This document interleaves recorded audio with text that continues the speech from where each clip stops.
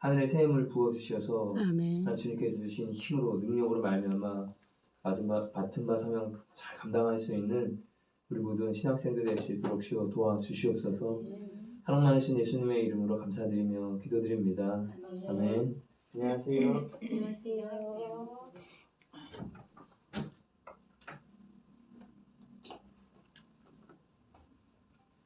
급하게 연락받고 오느냐고요? 죄송합니다. 오늘은 다니엘서 이제 9장을 중심으로 강의를 나가려고 합니다. 그래서 지난 시간에 다니엘서 8장의 내용은 작은 뿔에 초점을 맞췄어요. 다니엘서 7장에서도 작은 뿔을 우리가 살펴봤는데 이제 다니엘서 7장에 나오는 이제 작은 뿔은 계시록 13장에서 바다에서 올라오는 짐승인 적그리스도가 이미 바다에서 올 때 모든 것을 다 가지고 나오는 모든 그러한 육적인 권세와 심지어 사단이 가지고 있는 그 영적인 권세까지 다 취하고 올라오는 모양새거든요. 그거에 대한 결론만 있지 이제 과정이 없다는 거예요. 계시록은. 그래서 그 과정, 권세를 얻기까지의 이제 그 과정이 결국은 다니엘서 7장의 그 큰 내 짐승이 머리 되기 위한 그 싸움의 그 과정을 통해서 우리가 이제 확인해 볼 수 있는 것이고, 그리고 땅에서 올라오는 네 번째 이제 그 짐승이 다른 새 짐승과는 다르게 10뿔이 있는데 그 10뿔에서 작은 뿔 하나가 돋아나더라. 그래서 그 작은 뿔이 결국은 10뿔의 권세를 다 취하게 되고 그 작은 뿔에게 이제 초점이 맞춰지게 되는 거죠. 그래서 그 작은 뿔은 결국은 인류의 종말에 등장할 이제 적그리스도의 모습을 다니엘서 7장에 말씀을 해주고 있다라는 것이고, 다니엘서 8장의 내용은 종말론적인 내용과는 크게 상관이 없다라는 거예요. 왜 그러냐면은 이미 다니엘서 8장의 내용은 다니엘이 그 이상을 받을 때는 다니엘의 기준으로 볼 때는 앞으로 이루어질 예언의 말씀이거든요. 근데 우리의 기준으로 보면 이미 역사적으로 다 예언이 성취가 된 이루어진 말씀이에요. 그러니까 종말론이라고 하는 거는 앞으로 우리 시대를 기준으로 해서 앞으로 되어질 일에 관련된 일이잖아요. 그래서 크게 종말론적인 입장과는 상관이 없지만 다니엘서 8장을 다루게 되는 이유가 바로 작은 뿔이라고 하는 용어가 나오기 때문이다. 그래서 다니엘서 7장의 작은 뿔과 다니엘서 8장의 작은 뿔을 구분할 수 있어야 한다라는 것입니다. 그리고 다니엘서 8장의 그 작은 뿔은 결국 계시록 17장 8절에서 7머리 10뿔에 관련된 그 짐승의 비밀에 대해서 이야기를 할 때에 네가 보고 있는 그 짐승은 전에는 있었지만 지금은 없으나 앞으로 장차 무적행으로 또 올라와 멸망으로 들어갈 자니라고 하는 그 말씀을 다니엘서 8장을 통해서 확인해 볼 수 있다라는 것입니다. 그래서 전에 있었지만 적그리스도의 그러한 모형으로서 활동했던 그 인물이 전에는 있었다고 하는 거예요. 사도 요한을 기준으로. 하지만 지금은 없다. 사도 요한 기준도 그렇고 우리가 살아가고 있는 지금 이 시점에서도 아직 적그리스도가 등장하지 않은 거잖아요. 그런데 그 적그리스도가 앞으로 등장을 하게 되는데 어디서부터 올라오느냐? 무적행으로부터 올라온다는 거예요. 무적행으로부터 올라온다라고 하는 거를 통해서 일단은 그 적그리스도가 사람이 올라온다는 얘기가 아니잖아요. 그죠? 무적행에 갇혀있던 사람이 올라온다는 얘기가 아니라 무적행에 갇혀있는 적그리스도의 영이 갇혀있다가 빠져나오는 그 시점이 있다라는 거예요. 그래서 과거, 그렇다면 전에 있었지만 지금은 없는 그 적그리스도의 예표로서의 인물을 찾아내는 것이 관건인 거잖아요. 그러니까 성경에서 찾을 수 있어야 된다는 거예요. 그래서 그것이 확인할 수 있는 말씀이 다니엘서 8장이다. 그래서 순양과 순염소가 계속해서 나오잖아요. 뿔에 관련된 내용이 계속해서 나오고 있어요. 그래서 순염소에서 결국은 현재 한 뿔이 꺾이고 그 뿔에서 네 뿔이 나오는데 나라가 이제 나뉘게 된다는 거죠. 네 개의 나라로 이제 분할이 되는데 결국은 알렉산더, 헬라 제국의 알렉산더 초대 왕이었던 알렉산더 대왕이 죽고 나서 그 수하에 있던 네 장군이 내 나라를 분할 통치하게 됐다라는 거예요. 셀루쿠스, 비스마쿠스, 프톨레미, 카산다라고 하는 이 네 명의 장군이 실제로 이제 분할 통치합니다. 그런데 이 셀루쿠스 나라에서 이제 시리아 왕조가 등장을 하게 되는데 시리아 왕조에서 제8대 왕이었던 안티오쿠스 에피파네스 4세라고 하는 이 인물이 하는 행동에 보니까 구약시대 말기에 실질적으로 등장을 해서 예루살렘에 쳐들어가서 그가 행했던 모든 일들이 가증한 일을 행했더라. 일단은 유대교의 씨를 말리려고 했던 유대교 말살 정책을 펼쳤고 제사장의 반열이 아닌 그런 사람 아무나 제사장을 직을 세우고 돈으로 사람들을 또 매수하고 제사를 지낼 때 가증한 짐승인 부정한 짐승인 돼지 피로다가 제사를 지내고 자기를 가리켜서 현존하는 하나님이다 라고 하는 그런 호칭을 쓰게 하고 이러한 일을 했다라는 거예요. 그래서 그것이 결국은 전에 있었지만 지금은 없는, 그러니까 안티오쿠스 에피파네스 4세라고 하는 그 인물에게 적그리스도의 영이 들어가서 적그리스도로서의 그런 모습을 실질적으로 구약시대 말기 때 그가 활동하게 했다. 그런데 그 인물은 이미 죽었잖아요. 죽고 나서 그에게 들어가서 역사했던 적그리스도의 영이 지금은 무저국에 갇혀있다는 거예요. 무저국에 갇혀있는데 시기적으로 5번째 나팔이 불릴 때, 그죠? 한일의 환란 들어가면서 5번째 나팔이 불릴 때 오경 황충제왕이 일어나게 되고 무저국의 열쇠를 열 때 그때 갇혀있던 모든 악한 영들이 다 빠져나오게 된다. 그때 적그리스도의 영도 갇혀있다가 나오게 된다는 거죠. 그래서 이제 적그리스도로 지목받은 인물에게 그가 들어갈 때 비로소 그가 이제 적그리스도로서 본색을 드러내게 된다라는 것입니다. 그 시점이 환란 중간 때, 환란 중간 나팔로 시기적으로는 이제 6번째 나팔, 6번째 나팔이 성경에 보시면 유브라데 전쟁으로 이제 기록이 되어 있습니다. 그래서 겉으로 보기에는 전쟁이에요. 세계 제 3차 세계 대전이죠. 핵전쟁, 다시 말해서 유브라데 전쟁, 전쟁의 모양으로 이렇게 나타나지만 그 전쟁이 왜 일어나게 되는가? 그 배경이 계속해서 말씀드린 것처럼 다니엘 7장이 배경인 거예요. 겉으로 볼 때는 그냥 전쟁이잖아요. 우리가 볼 때는. 그렇지만 그 전쟁은 결국은 뭐다? 7번째 머리가 되기 위한 싸움이다. 7번째 머리가 되는 나라가 먼저 등장을 해야지만 적그리스도가 다시로 통치하는 나라가 생기는 거예요. 적그리스도가 등장을 해도 적그리스도가 다시는 나라가 없는데 아무 의미가 없잖아요. 그죠? 그러니까 적그리스도가 다시로 통치하기 위한 그러한 그 나라의 배경을 이루기 위해서 결국 전쟁이라고 하는 그 수단을 통해서 그러한 과정을 이루는 거예요.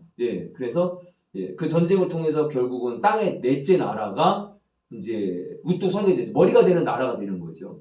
머리가 된다라고 하는 거는 뭐냐면 반드시 이스라엘 나라를 잡고 등장을 한다라는 거예요. 역사적으로 보면 많고 많은 강대국들이 있었지만 7개의 머리에 들어가는 그런 나라, 그러니까 이제 6번째 머리까지가 등장을 했잖아요. 인류 역사적으로 7번째 머리가 되는 나라는 앞으로 이제 환란의 시대에 등장하게 될 나라지만, 그래서 6번째 머리가 됐던 나라들의 모습을 보면 한결같이 이스라엘을 다 잡고 등장을 했던 나라인 거예요. 왜냐면 세계의 모든 나라는 다 짐승에게 속한 나라예요. 공중 권세 잡은 그 사단에 속해 있는 모든 나라란 말이에요. 그런데 유일하게 짐승의 나라에 속하지 않은 그러한 나라가 있는데 그것이 바로 이스라엘이라는 것입니다. 왜냐하면 이스라엘은 하나님께서 선택하신 거룩하신 백성이잖아요. 성민이란 말이에요. 하나님의 그 선택함을 입은 민족이 이스라엘이기 때문에 이스라엘은 짐승의 나라에 속하지 않은 거예요. 그래서 항상 머리가 되는 나라가 되기 위해서는 이스라엘에 자꾸 등장하는 거예요. 애굽이란 나라도 아수르, 바벨론, 메데파사, 헬라, 로마까지 이게 총 6개의 나라가 이스라엘을 잡고 머리가 되는 나라로 등장을 했단 말이에요. 그런데 그것이 로마 이후에 이제 7번째 머리가 되는 나라가 아직 등장은 하지 않았지만 우리가 살아가고 있는 지금 시점이 바로 로마 이후에 6번째 나라까지 등장을 했고 7번째 머리가 되는 나라가 아직 생기기 이전 단계에 우리가 지금 살아가고 있다는 거죠. 그러니까 다니엘서 2장을 우리가 살펴보는 것도 뭐냐면 느부갓네살 왕의 꿈을 통해서 보여준 큰 그 신상의 내용도 결국은 뭐예요? 바벨론, 머리로부터 시작되는 바벨론으로 시작이 됐지만 결국은 뭐예요? 10발가락으로 시작되는 그것에 초점이 맞춰져 있는 거죠. 예, 종아리까지가 로마에 관련된 나라고 이 발가락이 철과 진흙으로 섞여 있는 얼마나 강하고 얼마나 약하고 예, 이 10발가락이 앞으로 이제 등장하게 될 인류의 종말의 적그리스도의 나라다라는 것이죠. 그러니까 그거에 대한 그러니까 여러분 이거를 좀 기억을 하셔야 돼요. 우리가 다니엘서를 지금 살펴보고 있는데 다니엘서 가운데 종말론적인 내용을 살펴보고 있는 거예요. 그러니까 각 장에서 말씀하고 있는 그 이상과 핵심의 초점을 이게 뭐를 말씀하고 있는가 각 장에서 어떠한 내용을 지금 말씀하시고자 하는 것인가를 여러분들이 아셔야 해요. 그러니까 다니엘서 2장은 뭐예요? 느부갓네살 왕의 꿈을 통해서 결국은 뭐예요? 세상의 모든 나라는 흥망성쇠를 거듭한다. 어느 나라도 영원토록 지속되는 그런 나라는 없다. 느부갓네살 왕이가 그 꿈을 보여주신 이유는 느부갓네살 왕이 바벨론 나라를 세우고 마음속에 생각할 때에 바벨론 나라가 영원할 거로 그가 생각을 한 거죠. 어떻게 하면 이 바벨론 나라가 강성한 나라로서 영원토록 이 땅에서 다스릴 수 있을까? 통치할 수 있을까? 이거를 고민을 한 거예요. 그러한 상황 가운데서 느부갓네살 왕의 그 꿈을 통해서 이 세상의 모든 나라는 영원한 나라가 없다. 반드시 다 흥망성쇠를 거듭한다. 이거를 이제 그 신상을 통해서 보여주신 것이고, 그리고 이 세상의 모든 나라가 결국은 뭐예요? 사람의 손으로 뜨이지 않는 돌 하나가 날아와서 발등을 찍을 때 큰 모든 신상이 다 무너져 내리잖아요. 티끌이 태산을 이루잖아요. 결국은 뭐예요? 세상 모든 나라는 마지막 때에 망하게 되는데 누구에 의해서 망하게 되는가? 재림하시는 예수 그리스도에 의해서 이 세상은 멸망된다. 라고 하는 거를 다니엘서 2장에 초점을 맞추고 있는 거예요. 그리고 이제 포커스는 10발가락. 앞으로 이제 우리 시대에 등장하게 될 종말의 적그리스도의 국가에 초점을 맞추는 거예요. 과연 이 10발가락 나라는 어떠한 나라냐. 그래서 다니엘서 2장에서 이미 그 특징에 대해서 말씀을 했어요. 그리고 우리가 이제 유럽연합을 주의 깊게 살펴봐야 할 이유가 뭐냐라고 하는 걸 말씀을 드렸잖아요. 지금까지 모든 지구상에 존재하는 나라는 나라가 있으면 그 나라에 대통령이 있단 말이에요. 대통령 내지 수상, 총리 이렇게 지도자가 한 명이란 말이죠. 근데 10발가락, 다시 말하자 10왕, 10뿔로 표현되는 이 나라는 하나인데 다시로 통치하는 세력이 10권세 세력이 있다는 거예요. 10왕들이 있다는 거예요. 그러니까 뭐예요? 다국가 연합 체계를 이루어서 한 나라를 이루고 있는 그런 모양새다. 근데 지금까지 지구상에 그러한 나라가 있었는가? 유럽연합이 그러한 모양새를 지금 유일하게 취하고 있다는 거죠.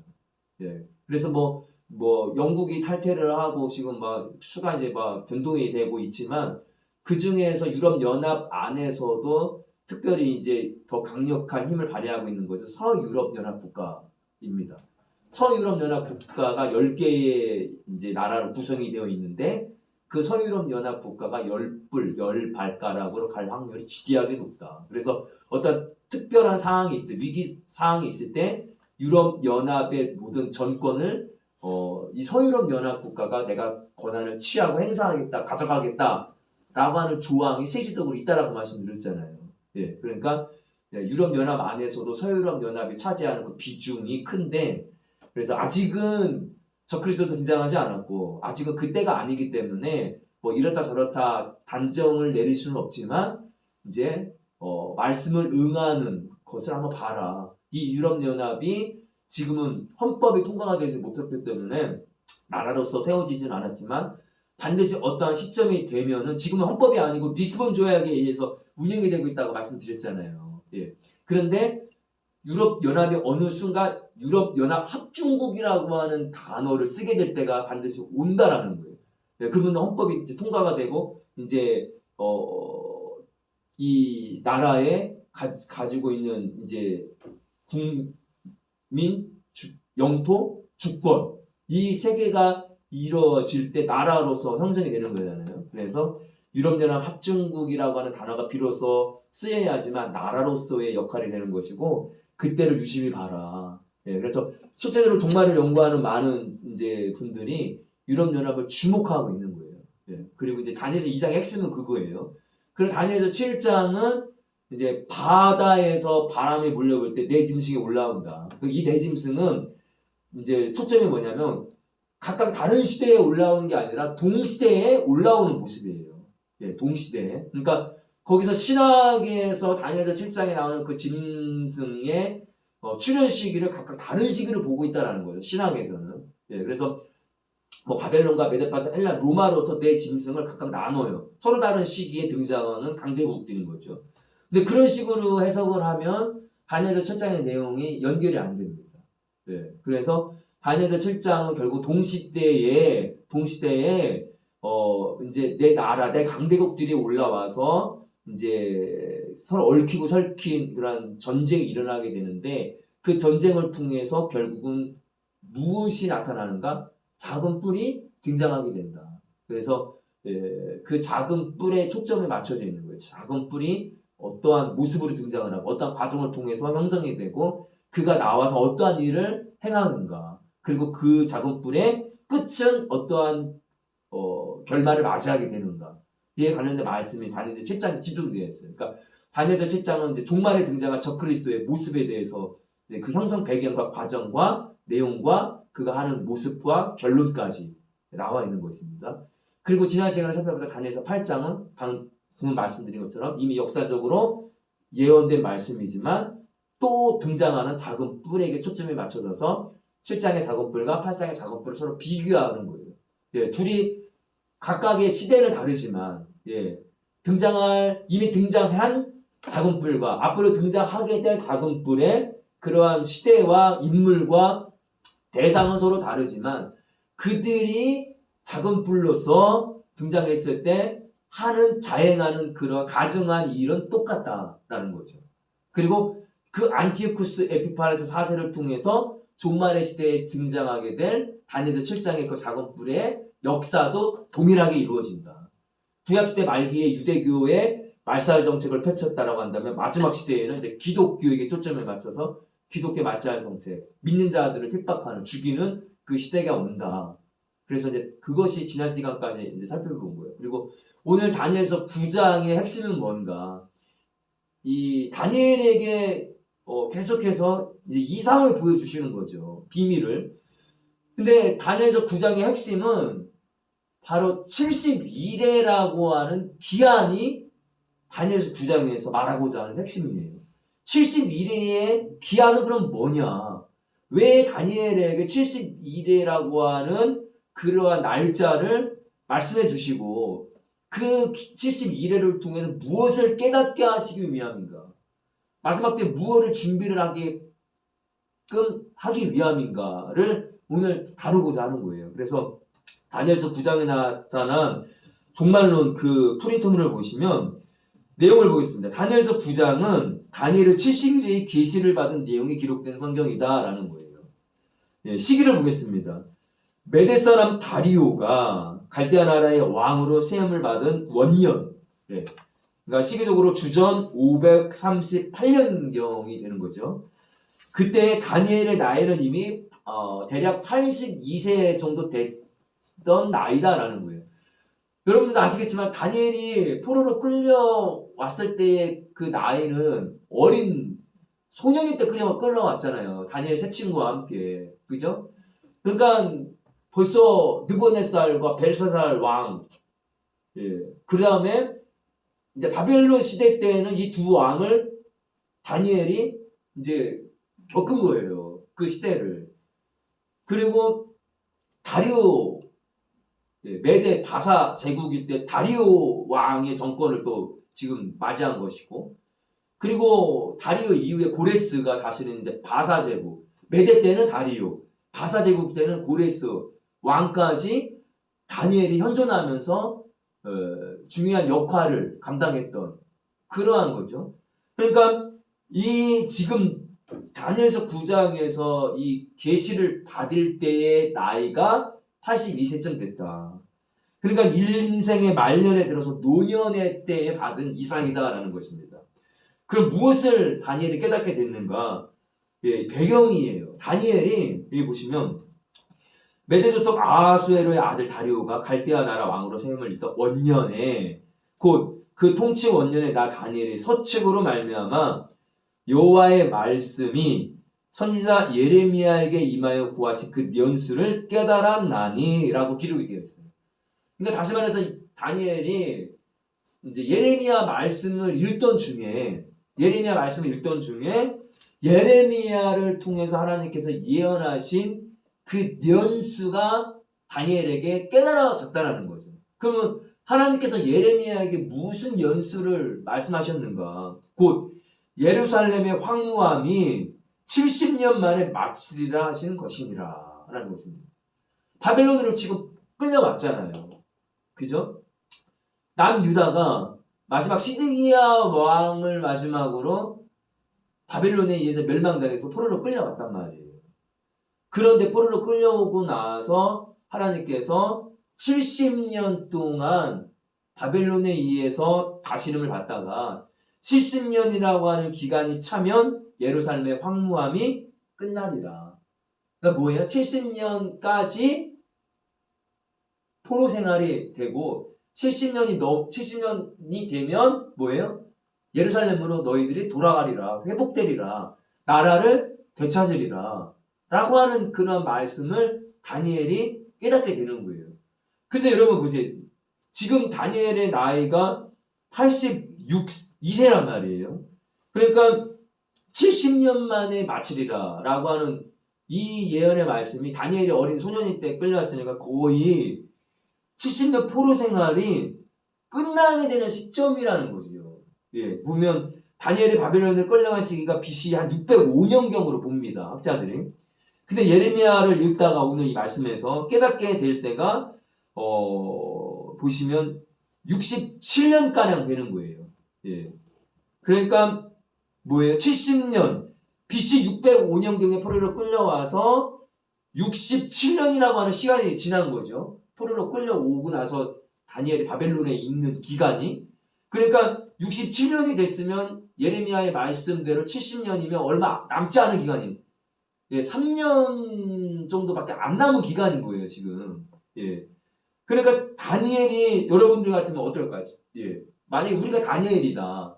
지금 바벨론에 의해서 나라가 패망이 되고 식민지로 노예로 지금 67년 동안을 지금 식민지로 살아가고 있는데 이제 앞으로 2, 3년 후면 나라를 되찾는다. 독립이 된다. 광복이 된다라고 하면 저와 여러분의 입장에서는 너무 기쁜 일이잖아요. 너무 기쁜 일인데 근데 다니엘은 그렇지 않았어요.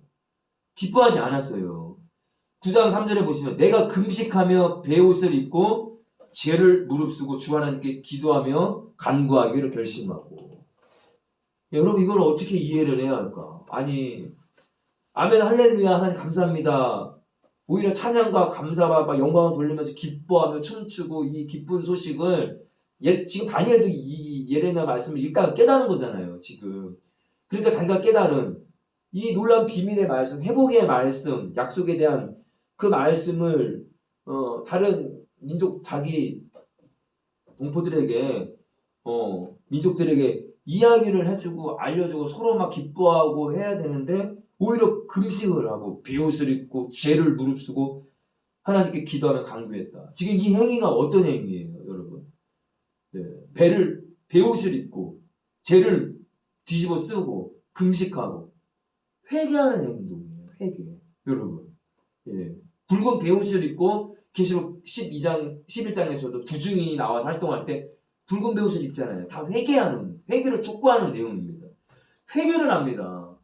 그러니까 왜 그런가? 지금 다니엘이 자기 스스로가 죄를 지은 게 아님에도 불구하고 이 회복의 말씀을 듣고 나라가 회복된다라고 하는 회복의 말씀을 듣고 나라와 민족을 위해서 대신 지금 회개를 하는 거예요. 그러면서 내 하나님 여호와께 기도하며 자복하여 이르기를 크시고 두려워할 주 하나님 주를 사랑하고 주의 계명을 지키는 자를 위하여 언약을 지키시고 그에게 인자를 베푸시는 자시여라고 하면서 계속해서 왜 지금 이 기도를 드리고 있는 회개를 하는가 계속 이야기를 해요. 우리는 이미 범죄하여 패역하며 행악하며 반역하여 주의 법도와 규례를 떠나싸우며 쭉 이제 이 말씀을 계속해서 이제 기록이 되어 있는 거예요. 그러면서 죄를 이제 구하는 거죠. 주의 종 선지자들이 주의 이름으로 우리의 열왕과 우리의 방백과 열주와 온 국민에게 말씀하신 것을 듣지 아니하였나이다.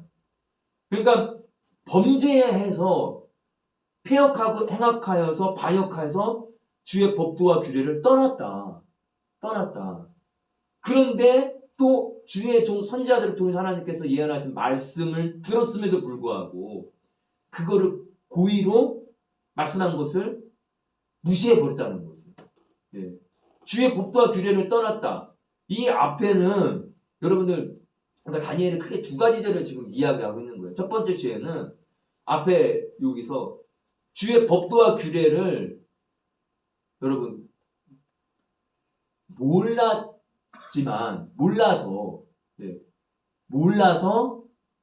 우리가 그러니까 부지 중에 내가 알지 못함으로 말미암아 이것이 주님의 법도와 규례라고 하는 어떠한 것이 주의 법도와 규례를 지키는 것인지를 몰라서 범한 그러한 죄라고 한다라고 한다면 두 번째 9장 6절에서 말씀하는 죄는 몰랐어요. 그러면 그 우매하고 무지한 백성들을 향해서 깨닫게 해주시는 방법이 뭐예요? 하나님께서 선지자를 세우시고 그 선지자에게 말씀을 담아주셔서 그 입술을 사용하심으로 말미암아 백성들에게 깨닫게 하시는 거잖아요. 백성들아 들어라 여호와 하나님께서 말씀하시니라 너희들이 이러한 모든 행위는 다 죄악이고 하나님께서 기뻐하시지 않은 음란하고 완악한 패역한 행위로 말미암아 너희들이 하나님께로 돌아서고 회개하라 그래야지 살리라 이게 선지자들이 외치는 말씀이잖아요. 그죠?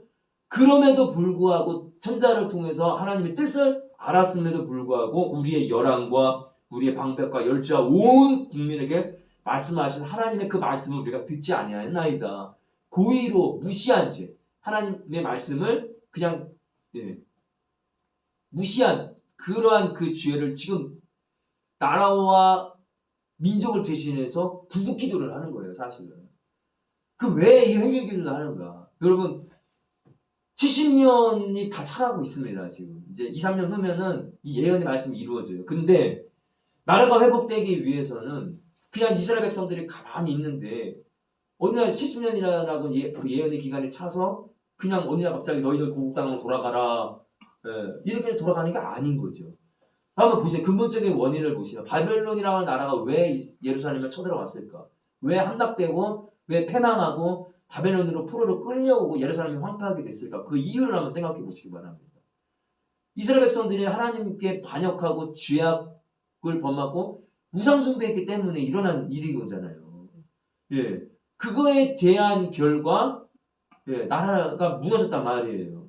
그래 하나님께 다시 회복시켜 주신다는 거죠. 그럼 이스라엘 백성들이 그러한 상황을 그대로 유지하면서 시간만 찼다라고 해서 회복이 그냥 되는 게 아니라 반드시 회복이 되기 위해서는 뭐예요? 이스라엘 백성들이 죄를 회개해야 되는 거예요. 다시금 왜 우리의 열조들이 왜 우리의 조상들이 왜 우리가 지금 이런 고통을 받고 있는가? 왜 나라가 왜 망하게 됐는가? 우리가 하나님을 떠났기 때문이구나.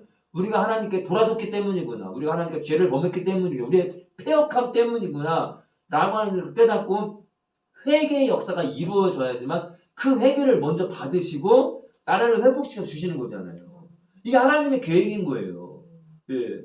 근데 이스라엘 백성들을 다니엘이 보니까 전혀 무감각한 거예요. 회개할 기미도 보이지 않고 여전히 그들의 행위는 여전히 나아질 조짐이 보이지 않는 거죠. 그러니까 다니엘의 입장에서는 어떨까요? 몸이 나는 거예요. 빨리 지금 70년은 차가고 있는데 회개가 빨리 이루어져야 되는데 그 회개를 하나님께서 받으시고 그 회개를 통해서 하나님의 역사가 이루어져야 되는데 회개의 기도가 이루어지지 않으니까 대신 다니엘이 자기가 지은 죄처럼 그런 마음을 가지고 지금 하나님께 간구를 하는 것입니다.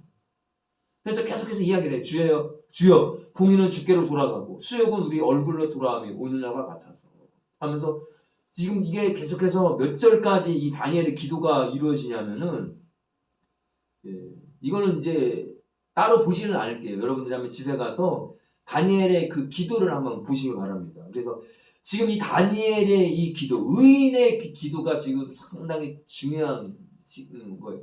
의인의 간구는 하나님의 역사를 이루는 그런 힘이 있잖아요. 그래서 여러분들 아시지만 10월 27일 날이 광화문에서 이제 모여서 이제 연합 예배를 드리고 기도회를 해요. 왜냐하면 차별금지법을 계속해서 통과를 시키기 위해서 계속 밀어붙이고 있잖아요. 그래서 차별금지법 그 제지를 위해서 온 교회와 그리스도인들이 모여서 10월 27일 날에 이제 구국 기도를 하는 거예요. 그 반대의 시위를. 그래서 그 어느 때보다도 우리가 지금 살아가고 있는 이 시대가 다니엘의 기도, 의인의 간구. 여러분들 보세요. 아브라함이 소돔과 고모라 성을 하나님께서 멸망하신다고 하는 그 심판의 계획을 들었을 때 소돔 성에 누가 살고 있어요?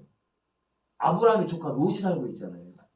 그러니까 그 조카 롯을 생각해서 하나님께 정말 죽기를 무릅쓰고 간구를 하잖아요. 하나님, 그 소돔성에 의인 50이 만약에 있으면 그 의인 50이 있음에도 불구하고 하나님께서 의인을 악인과 함께 멸망시키는 것이 하나님께서 마땅한 일입니까? 공의로운 하나님께서 그 공의에 맞는 일입니까? 그래, 의인 50이 있으면 내가 소돔성을 멸하지 않겠다. 근데 아브라함이 이제 45명은요. 그럼 5명의 비는 45명이 있으면 그래도 멸망을 시키기 싫습니까? 아니다. 그래서 계속해서 내려가잖아요. 30, 20, 10명까지 내려가잖아요. 그래서 10명만 있으면 하나님, 그래 10명만 있으면 내가 멸망시키지 않겠다. 아브라함이 생각할 때 그 큰 성에 설마 의인 10명이 없을까 생각을 했지만 결국은 의인 10명이 없음으로 말미암아 소돔성이 망하잖아요. 멸망당하잖아요. 근데 창세기 말씀에 보시면 이렇게 기록되어 있어요. 하나님께서 그 소돔성을 엎으실 때에 아브라함을 생각하사 롯을 그 멸망 가운데서 건져내셨더라. 그러면 여기서 핵심이 뭘까요? 아브라함을 생각하사. 그게 핵심인 거예요. 그래서 그 조카 롯이 소돔성에 있는 상황에서 소돔성을 멸망시킨다고 하는 하나님의 말씀을 들었을 때 아브라함이 얼마나 기도했겠어요. 그죠? 그 조카 롯을 건지기 위해서, 그 조카 롯의 구원을 위해서 얼마나 간구했겠습니까? 아브라함의 그 의인의 간구가 결국은 하나님께서 그 의인의 기도를 기억하시고 아브라함으로 말미암아 롯을 건져내 주셨다라는 것입니다. 그러니까 이제 다니엘이 계속해서 기도를 하는 거예요. 그래서 주여 들으소서, 주여 용서하소서, 주여 들으시고 행하소서, 지치에 치에 마옵소서. 나의 하나님이여 주 자신을 위하여 하시옵소서. 이는 주의 성과 주의 백성이 주의 이름으로 일컫는 바 됨이니이다 라고 하면서 계속 기도를 하는 거죠. 그럴 때 9장 20절부터 보시면 내가 이같이 말하여 기도하며 내 지혜와 및 내 백성 이스라엘의 지혜를 자복하고 내 하나님의 거룩한 산을 위하여 내 하나님 여호와 앞에 간구할 때에 곧 내가 말하여 기도할 때에 이전 이상 중에 본 그 사람 가브리엘. 그러니까 이전 이상이 뭐예요? 다니엘서 7장, 다니엘서 8장 그 이상을 계속해서 이 천사 가브리엘이 계속해서 이제 계시를 해준 거죠. 가브리엘이 빨리 날아서 저녁 제사를 드릴 때쯤에 내게 이르더니 내게 가르치며 내게 말하여 가로되 다니엘아 내가 이제 내게 지혜와 총명을 주려고 나왔나니 곧 네가 기도를 시작할 즈음에 명령이 내렸으므로. 다니엘이 기도를 시작하러 딱 들어가면서부터 하나님께서 다니엘에게 이미 응답을 해주신 거예요. 이제 내가 내게 구하러 왔느니라. 너는 크게 은총을 입은 자라. 그런지 너는 이 일을 생각하고 그 이상을 깨달을지니라 하면서 다니엘서 9장에 가브리엘을 통해서 받은 이제 다니엘의 그 이상이 내용이 기록됩니다. 뭐냐면 9장 24절이죠. 네 백성과 네 거룩한 성을 위하여 70일에로 기한을 정하였나니. 여러분 이렇게 시작이 돼요. 예, 이상 받은 이상의 내용이에요. 근데 여러분 지금 다니엘은 무엇 때문에 지금 기도하고 있죠? 70년이라고 하는 포로 기간이 이제 거의 다 차가고 70년이 찼을 때 나라를 회복시킨다고 하는 그 예레미야의 그 예언의 말씀을 그것 때문에 다니엘이 지금 기도를 하는 거잖아요. 70년이라고 하는 그것 때문에 초점을 맞춰서. 그런데 다니엘이 기도하는 70년의 어떠한 그런 비밀과 어떠한 그런 것이 아니라 지금 가브리엘을 통해서 다니엘에게 주시는 이상의 내용은 뭐냐면 엉뚱하게 71회로 기한을 정하였다라고 하면서 71회에 관한 말씀을 지금 다니엘에게 이야기를 하고 있는 거예요, 여러분. 그러면서 71회로 기한을 정하였는데 누구를 위해서? 네 백성과 네 거룩한 성을 위하여. 여러분 한번 묻겠습니다. 제가 여러분들에게. 여기서 말하고 있는 제가 블로그로 지정한 네 백성과 네 거룩한 성은 여러분 누구와 어디일까요? 예, 지금 다니엘에게 하는 말씀이잖아요. 그죠? 그럼 네 백성은 누구예요, 여러분? 여러분들이 이 말씀을 딱 읽을 때 바로 이게 드시는 생각.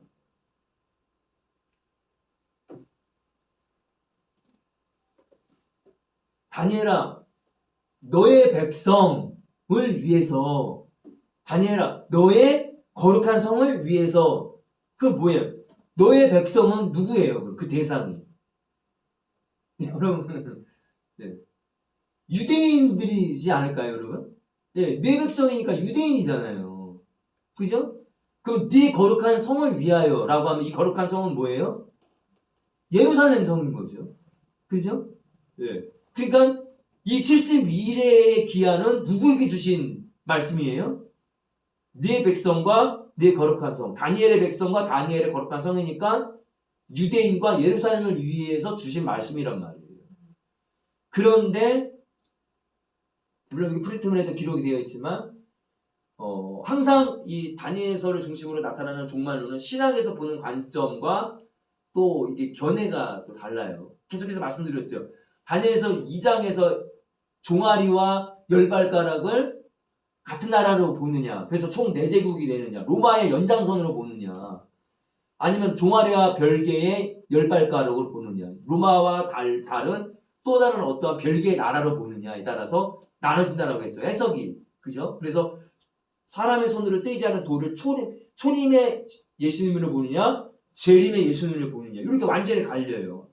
다니엘서 7장도 바다에 큰 바람이 몰려볼 때 올라오는 내 짐승을 신약에서는 각각 뭐예요? 바벨론, 메데파사, 헬라, 로마로 봐서 각각 다른 시대에 등장하는 강대국들로 보느냐, 아니면 이 내 짐승을 마지막 우리가 살아가고 있는 한일의 환란의 시기에 등장하게 될 내 머리로 보느냐, 내 강대국 나라로 보느냐에 따라서 종말론 시각이 완전 나뉘게 돼요. 그죠? 다니엘서 9장도 마찬가지입니다. 내 백성과 내 거룩한 성을 이렇게 다니엘을 기준으로 유대인과 예루살렘으로 보느냐, 아니면 내 백성, 다시 말해서 이거를 오늘날 교회, 예, 내 백성이니까 믿는 자들이죠. 이방인들 거룩한 성은 교회로 보느냐, 성도와 교회로 보느냐, 유대인과 예루살렘으로 보느냐, 이게 또 나뉘는 거예요, 여러분. 그래서 한번 볼게요. 70일에로 기한을 정했는데 허물이 맞추며, 그러니까 70일의 기한이 차면 72일의 끝에 어떠한 일이 일어나는 거예요. 허물이 맞추며 죄가 끝나며 죄악이 영속되며, 죄악이 영원히 속량되며 라는 뜻이죠. 영원한 의가 드러나며 이상과 예언이 응하며, 지금까지 말씀하신 모든 보여주신 이상과 말씀하신 예언이 72일에가 끝날 때 모든 예언이 다 응해진다, 다 이루어진다, 성취가 된다라는 거예요. 또 지극히 거룩한 자가 기름 부음을 받는다 라는 것입니다. 그러므로 너는 깨달아 알지니라.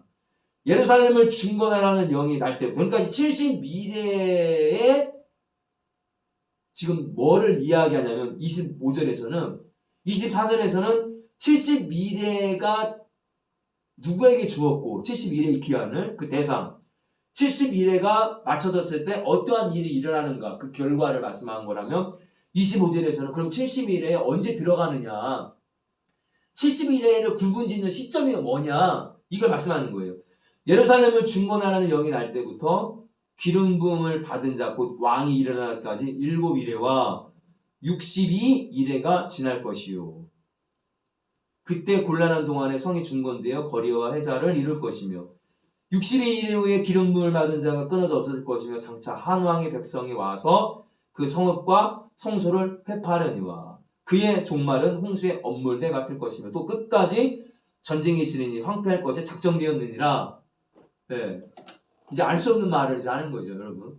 그러면서 여기에 여러분들 보시면 9장 25절에서 이렇게 구분 시점이 있어요. 이제 70일에 각각 이제 들어가는 어떤 시점, 구분 짓는 시점. 그런데 여기 보시면 일단은 7일회와 62일회라고 하는 이제 시점이 나와요. 구분 시점이. 그리고 62일회 후에 여기 보시면 기름 부은 자가 끊어질 것이고 장차 하나님의 백성이 와서 이제 성읍과 성소를 회파한다. 그의 종말은 뭐 이렇다 이렇게 기록되어 있어요. 예.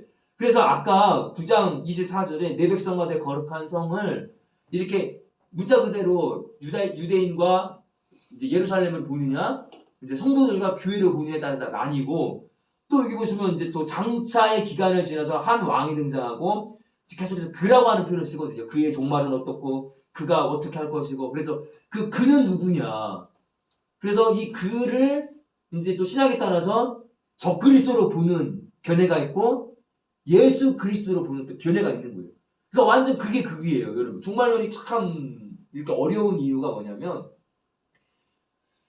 동일한 시선으로 이게 딱 바라보고 딱 해석이 의견이 분분함이 없이 딱 공통된 시각으로 딱 해석이 딱 이렇게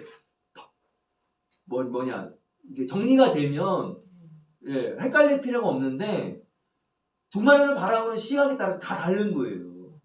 그러니까 이 장차 한 왕 이 글을 적그리스도와 예수 그리스도로 보기에 따라서 완전히 시각이 달라지잖아요. 예, 이런 것이 있어요. 그래서 한번 볼게요. 또 그가 나오죠. 9장 20절. 그가 장차 많은 사람으로 더불어 한 일 동안의 언약을 굳게 정하겠고 그가 그 일의 절반에 제사와 예물을 금지할 것이며 또 잠포하여 미인 물건의 날개를 의지하여 설 것이며 또 이미 정한 종말까지 진노가 황폐케 하는 자에게 쏟아지리라 하였느니라 라고 하면서 9장의 내용이 맞춰지는 거예요.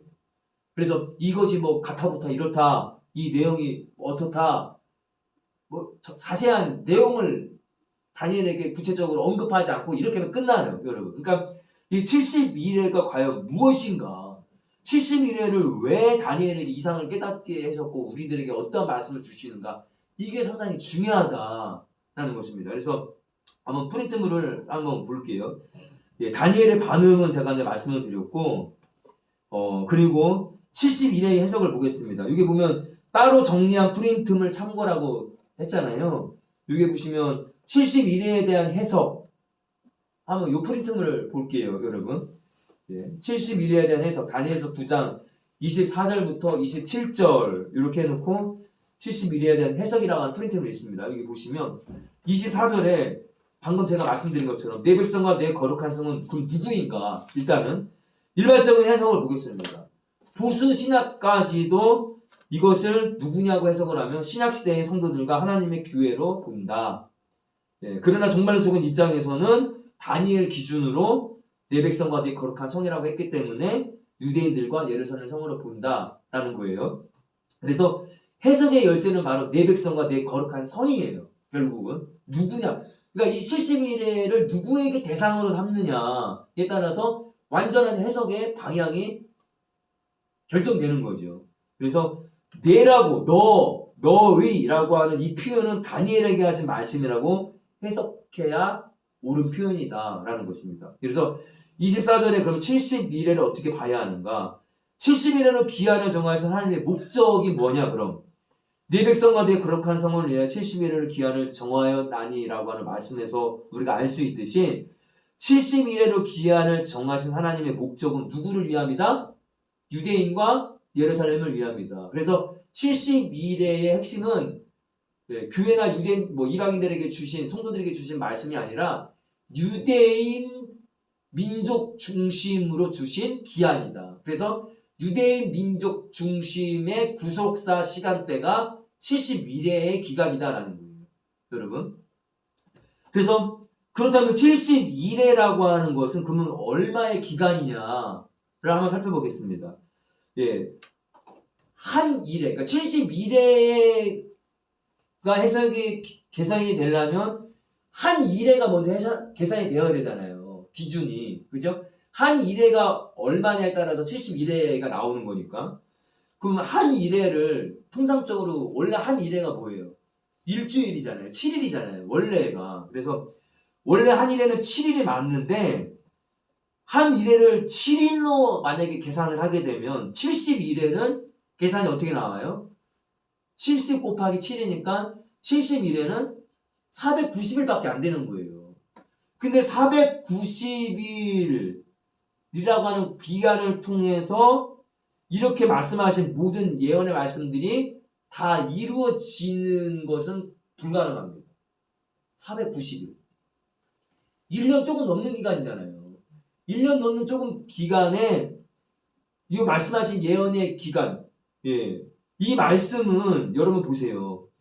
허물이 마치고 죄가 끝나고 죄악이 영속되고 영원한 의가 드러나고 이상과 예언이 응하고 여러분 지극히 거룩한 자가 기름 부음을 받고 우리의 죄악이 영원히 속량함을 받고 영원한 의가 드러나고 이거는 여러분 종말론적인 시각에서 결국 어디냐면은 예수 그리스도를 통해서 이 땅에 펼쳐지는 메시아 왕국, 천년 왕국 그 이후에 관련된 말씀인 거예요. 결국은. 그런데 이 71회라고 하는 기한이 490일, 다니엘을 기준으로 해서 490일 만에 이 일이 일어난다? 말도 안 되는 거죠. 그러니까 결국은 한 일회는 7일로 보는 해석은 맞지 않다. 그러면 한 일회를 7년으로 보는 해석이 있어요. 두 번째는. 그러면 왜 한 일회를 7년으로 보느냐? 성경에서의 계산법을 따른 것입니다. 그냥 계산을 맞추기 위해서 편의상 그냥 한 게 아니라 성경적인 계산법을 따른 거예요. 성경에서 보면 1일을 1년으로 계산한 경우가 2번이 나와요. 여러분, 민수기서 14장 34절 말씀을 보겠습니다. 이스라엘 백성들이 광야에서 원망하고 불평함으로 말미암아 가나안에 바로 들어가지 못하고 바로 들어갈 수 있음에도 불구하고 다시금 광야를 밖으로 나잖아요. 그랬을 때 광야에서 뺑뺑이 친 그 기간이 여러분 여기 보시면 나와요.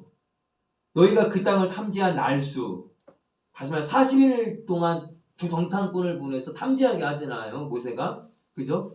그런데 원망하고 불평했단 말이에요. 여호수아와 갈렙만을 제외하고 10명의 정탐꾼이 악평을 합니다. 그래서 이스라엘 백성들이 막 난리가 나잖아요. 그래서 너희가 그 땅을 탐지한 날수가 40일인데 40일의 하루를 1년으로 환산하겠다. 하나님의 계산법이에요. 그래서 하루를 1년으로 계산해서 40년이 되는 거죠. 40년간 너희가 너희의 죄악을 질지니 너희가 나의 싫어버림을 알리라. 40년이 차기까지 가나안에 못 들어가고 가나안을 눈앞에 두고 다시금 광야에서 계속 보는 거예요. 40년이 차기까지. 이게 하나님의 계산법이에요. 1일을 1년으로 계산한 거.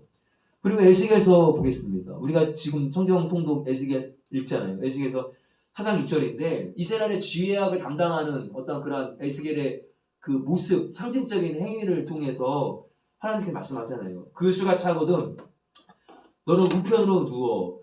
예, 하나님께서 에스겔 선지자에게 왼편으로 누워라 며칠 동안 그리고 또 다시금 왼편에 누운 그 날수가 차면 다시금 오른쪽으로 누워라 이렇게 말씀을 하시는 거죠.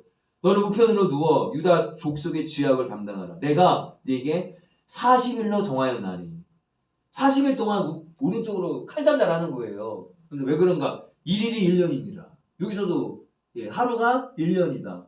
그래서 이 성경적인 계산법을 따라서 다니엘서 9장의 71회의 기준점이 되는 한 일회를 7년으로 보는 해석입니다. 그래서 이게 이제 성경적인 이제 견해예요. 그리고 세 번째, 한 일회를 그러면 이제 70년 내지 뭐 700년, 7000년을 만약에 보게 되면 어떻게 되는가?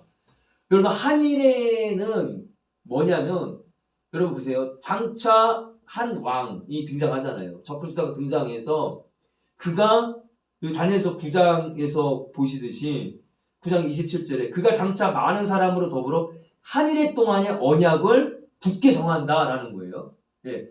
이 인물이 등장을 해서 하는 일이 한 일해 동안의 언약을 굳게 정하고 그 일의 절반의 제사와 예물을 금지한다. 그 일해 동안 한 일해 동안에 이 괴율이 능한 이 왕이